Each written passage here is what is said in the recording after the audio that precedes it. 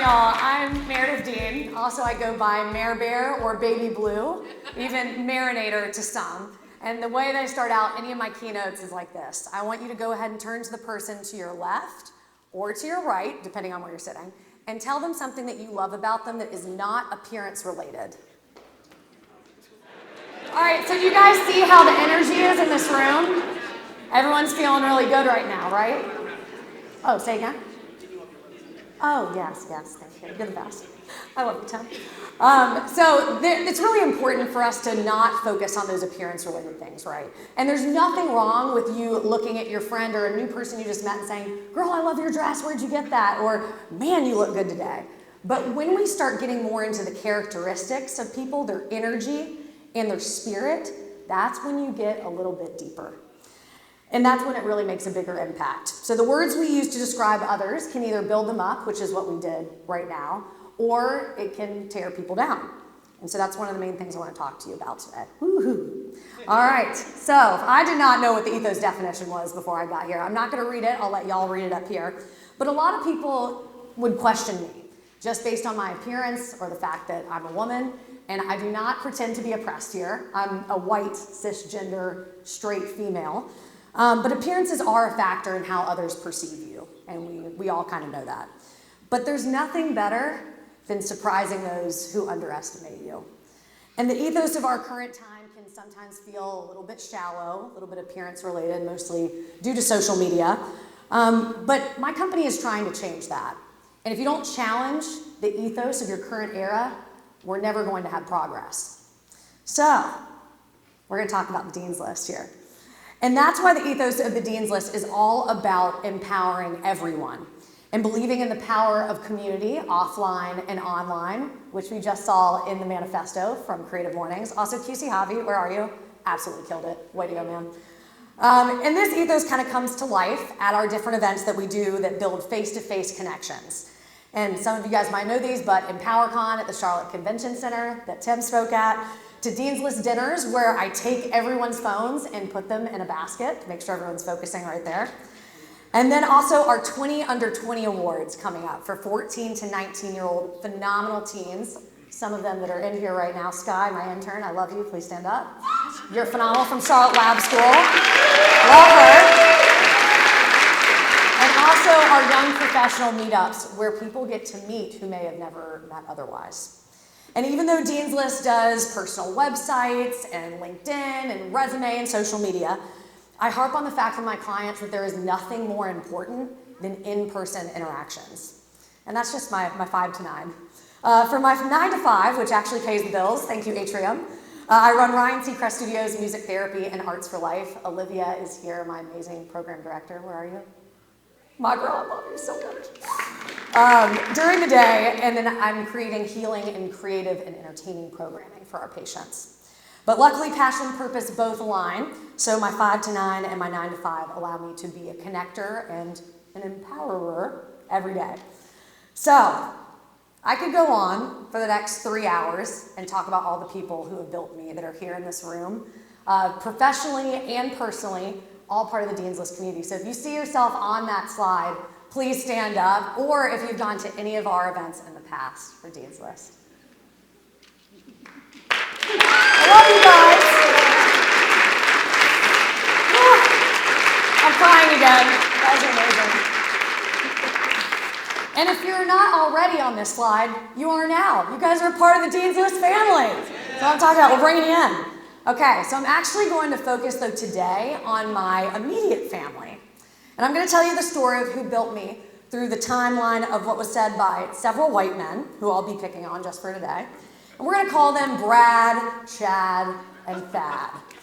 And these all refer to different parts of my life, starting in childhood, moving on to college, my career. But we're juxtaposing them with all of the strong white men who have made me who I am today. And without the support and encouragement of these men, I would not even be standing on the stage today. So white men, you're getting all the attention today. Totally different than the ethos of this world, am I right? Totally different. So it's your time to shine here. All right, because honestly, if I was talking about all the women, the badass women who have inspired me, we'd probably be here until dinner. But I want to go ahead and point out Marty Dean over here, my queen. She also loves it. Ohavia is also like her second granddaughter.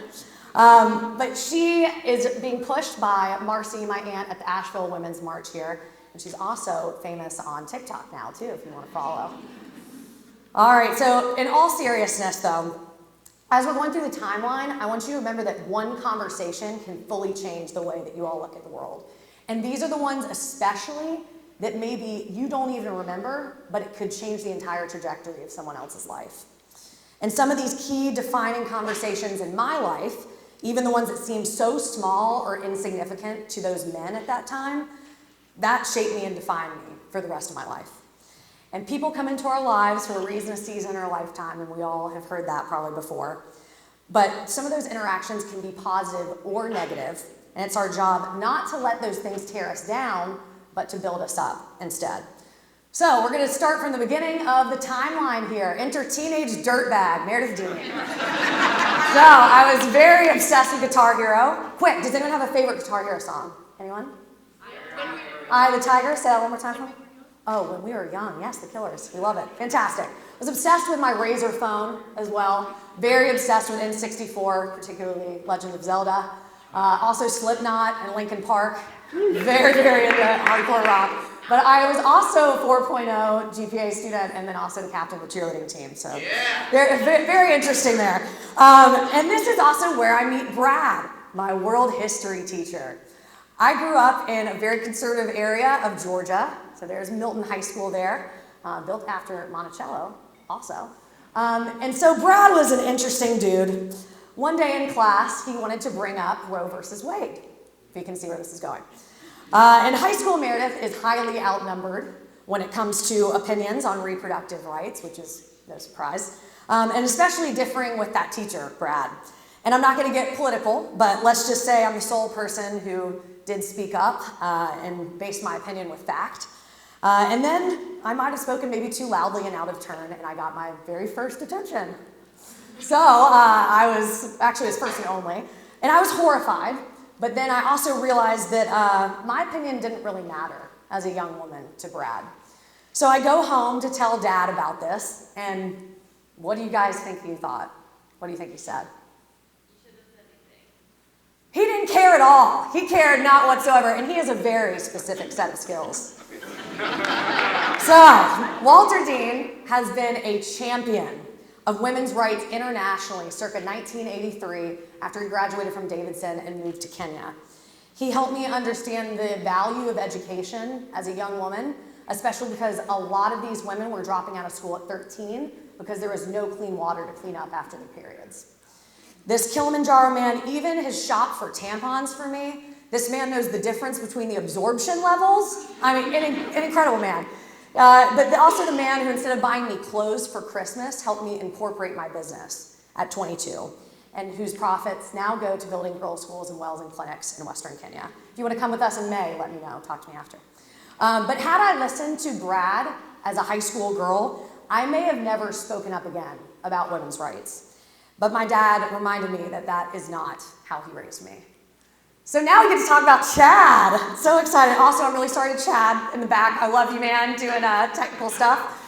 But specifically, these are the college frat boys who really do not care about women very much. They kind of want us barefoot, pregnant, cooking. But not that there's anything wrong with cooking. Now, their favorite enterprise is Barstool Sports. Has anyone heard of Barstool Sports?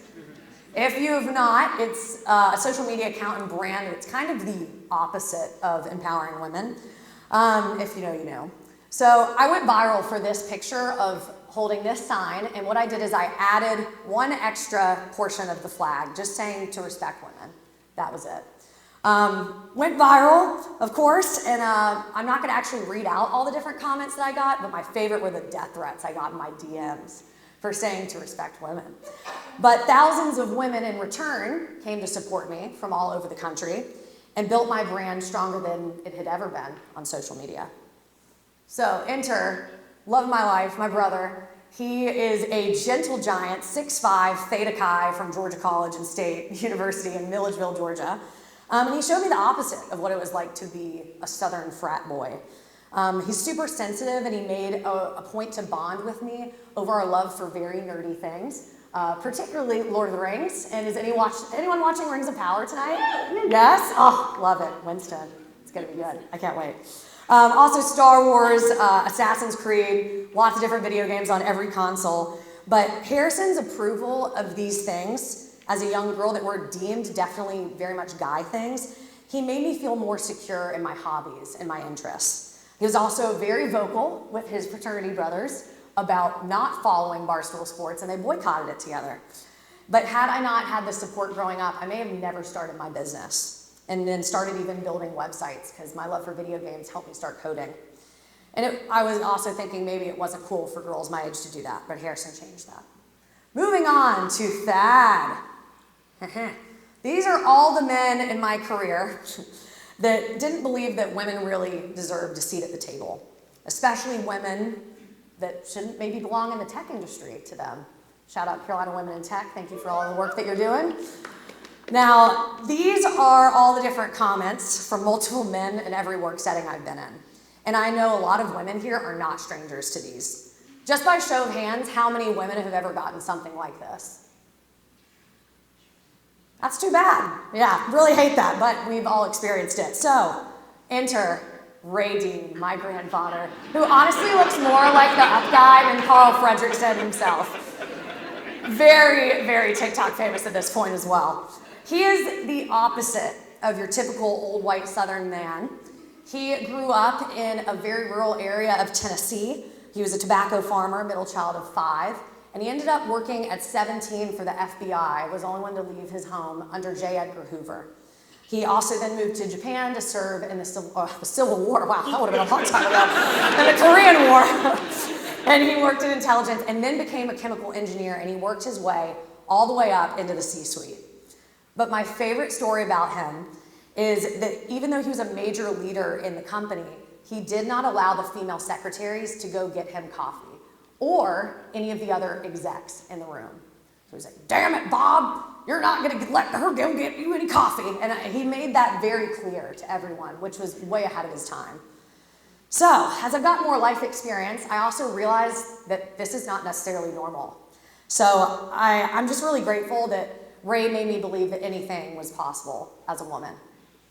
Now, what's really interesting is I'm now speaking in the same church where my great uncle was also the interim pastor, which is really, really neat. And this man loves to get in some good trouble. Wink, wink. All right, the last two amazing white men that I don't know I would do without, and I'm gonna get emotional probably, but I'm gonna try to hold it together. But true male allies, y'all. These are the people that constantly put women's names in other rooms, and not just women, but creatives in general, and they're constantly advocating for others. I talked about EmpowerCon earlier, but I also started the 20 Under 20 Awards because of a Bear Hug grant. And they also got me honored at the Panthers game this past Sunday. And it's just truly incredible. Love you guys. Like I said, I'm gonna get emotional. So we're going to talk about some do's and don'ts for the ethos of the 2020s. I want all of you to reach out to a new person a day. It's really not hard in this world. Slide into people's DMs professionally. Don't neglect your mental health, though. I've lost a lot of people this year to suicide, and it's no joke. I want you all to take care of yourselves as much as you can. Take a break, and there's no shame in that because relaxing and doing nothing is still doing something. Establish your brand online and in real life. If y'all hate social media, that's totally okay. Just have a LinkedIn because you need to have some sort of online presence. People are going to think you're hiding something for some reason. So just have a LinkedIn. You don't have to post on it. But next, don't spread hatred online. Be kind because you never know what others are going through. We're seeing this with cyberbullying nonstop. But also, think about writing good reviews for restaurants. We always tend to write bad reviews, right? Start writing good stuff. They need it, and everyone was really suffering during the pandemic. Next, spread love and value online. A lot of my clients worry about the amount of likes they get.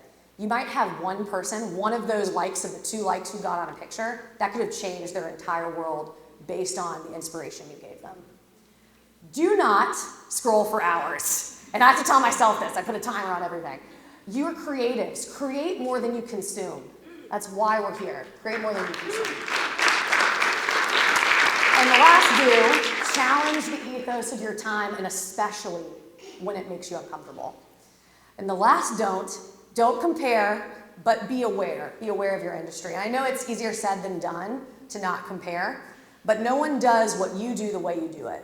I'll say that again. No one does what you do the way you do it. So let's go into the fact that every single person here is an influencer. You don't need 10,000 followers. You don't need a verified account. But your words in person and digitally are influencing constantly. And remember that your words matter, because every interaction, all of these different things that we've talked about today, it has the ability to change someone's future entirely. And sometimes we don't even know the lasting impact until decades later. So, I want you to think about the conversations and people who have built you into who you are today. And what I'm going to get y'all to do, I know this sounds like it's rude, but you're going to pull out your phones right now, every single one of you. Please pull out your phones for me. Thank you. Great. It's not rude. And I want you to think about, who have you not thanked enough for changing the course of your entire life? And it's only going to take you 35 seconds. I want you to text that person right now.